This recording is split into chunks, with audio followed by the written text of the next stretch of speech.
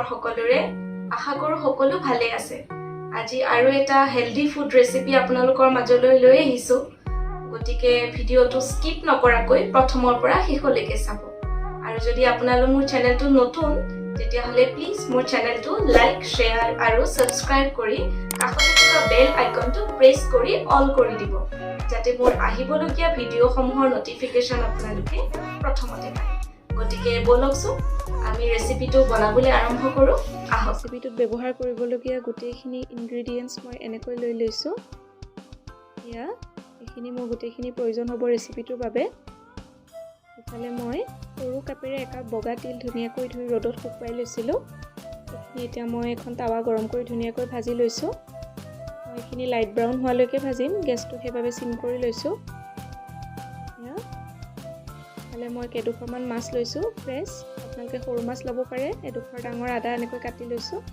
কেইফুটামান নহৰু লৈছো ইয়া দুটা পিয়াজ এনেকৈ মিডিয়াম সাইজত কাটি লৈছো আৰু তিনিটা পকা বিলাহী এনেকৈ মিডিয়াম সাইজত কাটি লৈছো আৰু ইফালে মই লৈছো তিলখিনি ধুনীয়াকৈ মিক্সিত পেষ্ট বনাই লৈছো আৰু ইফালে ব্যৱহাৰ কৰিম মই অলপ জালুকৰ গুৰি ইয়া আৰু অলপ মান ধনিয়া এনেকৈ লৈ লৈছো গোটা জলকীয়া এটা কেঁচা এটা পকা সোৱাদ অনুসৰি নিমখ এক চামুচ গোটা জিৰা ইয়া মই মাছখিনিত আদা নহৰু আধা ঘণ্টা কৰি লৈছিলো হেয়া দি লৈছো আৰু ইয়া নিমখ দি লৈছো সোৱাদ অনুসৰি ইয়াতে মই আধা চামুচ জালুকৰ গুৰি ব্যৱহাৰ কৰিছো ইয়াতে দিম মই তিলৰ পেষ্ট 2 চামুচ ইয়া এনেকৈ মাছত দি মই ধুনীয়াকৈ সানি লম আৰু আধা ঘণ্টাৰ বাবে মেৰিনেট কৰি থৈ দিম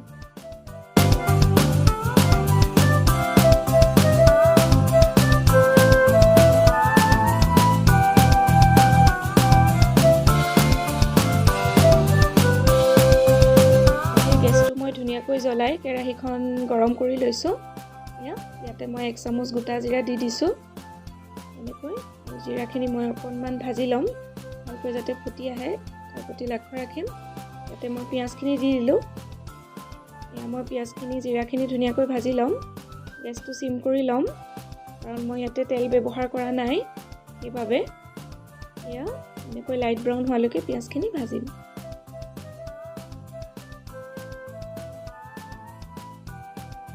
মোৰ লাইট ব্ৰাউন কৰা হৈ গ'ল পিয়াজখিনি চাও ইয়াতে মই ব্যৱহাৰ কৰি মথনি কাটি লোৱা বিলাহীখিনি মই বিলাহীখিনি ইয়াতে দি দিছো এনেদৰে আৰু ইয়াতে মই ব্যৱহাৰ কৰিম আদা নহৰু খুন্দি লোৱাখিনি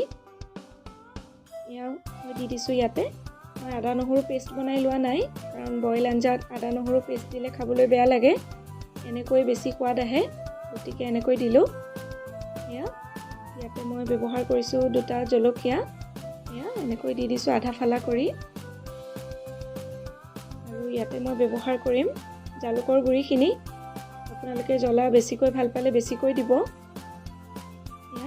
এতিয়া মই ধুনীয়াকৈ হাতেৰে লৰাই ল'ম তাৰ আগতে দি লৈছো সোৱাদ অনুসৰি নিমখ এনেকৈ দি এতিয়া লৰাম ধুনীয়াকৈ গেছটো সিম কৰি মই লৰাই লৈছো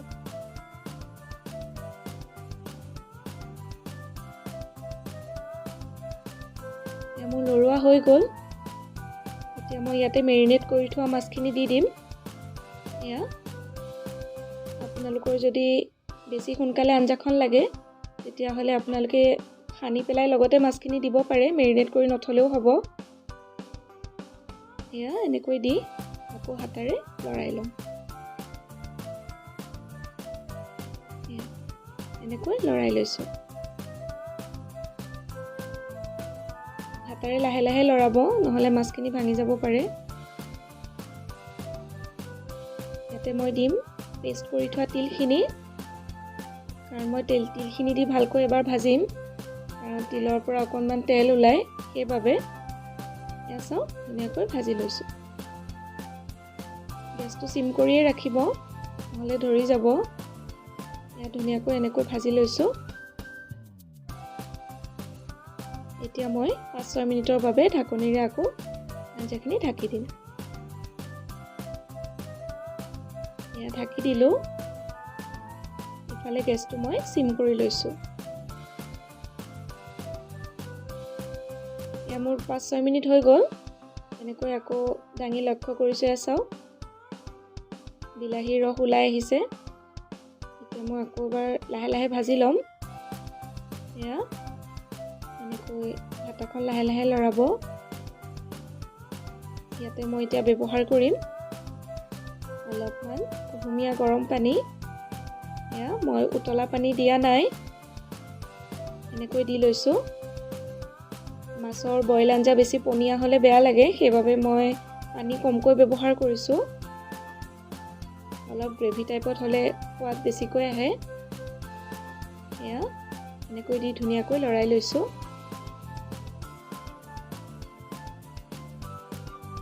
আৰু এতিয়া মই 10 মিনিটৰ বাবে ঢাকোনেৰে আকৌ আঞ্জাখিনি ঢাকি দিম, যাতে ধুনীয়াকৈ গোটেইখিনি সিজি আহে। এয়া ঢাকি দিলোঁ। এয়া মোৰ 10 মিনিট হৈ গ'ল। ঢাকনিখন উদঙাই আকৌ লক্ষ্য কৰিছে চাওক আঞ্জাখিনি ধুনীয়াকৈ উতলি আহিছে। এয়া আকৌ হাতেৰে লৰাই লৈছোঁ। মাছো আমাৰ সিজি গ'ল। এয়া চাওক বিলাহীও সিজি গ'ল। এয়া এনেকৈ লাহে লাহে লৰাব। ইয়াতে মই ব্যৱহাৰ কৰিম আপুনি কাটি লোৱা মান ধনিয়াখিনি এনেকৈ ডাঙৰকৈ কাটি লৈছিলোঁ। আপোনালোকে নৰ্মেল ধনিয়াও দিব পাৰে। মাছৰ বইল আঞ্জাত মান ধনিয়াই সোৱাদটো বেছিকৈ আনে, সেইবাবে মই মান ধনিয়া ব্যৱহাৰ কৰিছোঁ। এয়া অকণমান লৰাই লৈছোঁ। লৰাই আকৌ মই 2 মিনিটৰ বাবে ঢাকনিৰে ঢাকি দিম। এয়া আকৌ ঢাকি দিলোঁ, যাতে ধনিয়াৰ গোন্ধ ধুনীয়াকৈ ওলাই আহে। 2 মিনিট হৈ গ'ল। ঢাকনি গুচাই লক্ষ্য কৰিছোঁ চাওক আমাৰ বইল আঞ্জা ৰেডি হৈ গ'ল। এনেকৈ ধুনীয়াকৈ অকণমান লৰাই লৈছোঁ লাহেকৈ। এয়া আৰু ইয়াতে মই এতিয়া ব্যৱহাৰ কৰিম অকণমান অলিভ অইল। আপোনালোকে কেঁচা মিঠাতেলো দিব পাৰে, কাৰণ অকণমান তেল দিলে খাবলৈ বেছি ভাল লাগে। এয়া মই অকণমান তেল দি ল'লোঁ। দি আকৌ এবাৰ হাতেৰে ধুনীয়াকৈ লৰাই ল'ম। এয়া আমাৰ বগা তিলেৰে বনোৱা মাছৰ বইল আঞ্জা প্ৰায় ৰেডি হৈ গ'ল। এনেকৈ খাই চাবচোন, খাবলৈ বৰ সোৱাদ লাগে।